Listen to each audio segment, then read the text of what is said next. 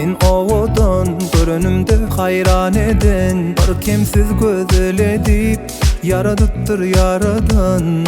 Güneşin batışından, bulutlan geçişinden, asmana yıldızların sünüşünden ovadan.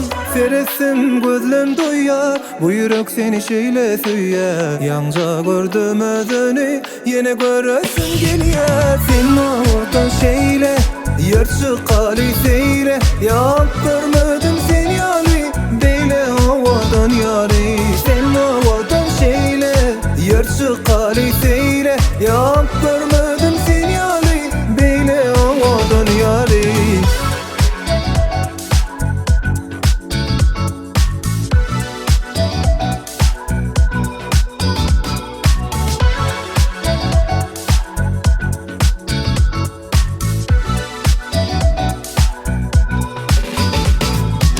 Neçe ölsem yine de madyali.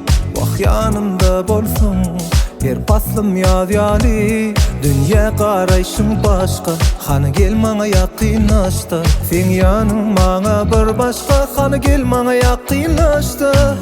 Seresim gözlem duyar, bu yürek seni şeyle süyer. Yanca gördüm özünü, yine göresin geliyor. Sen ovadan şeyle, yer çıkalı seyre. Ya görmedim seni yali, beyle havadan yari.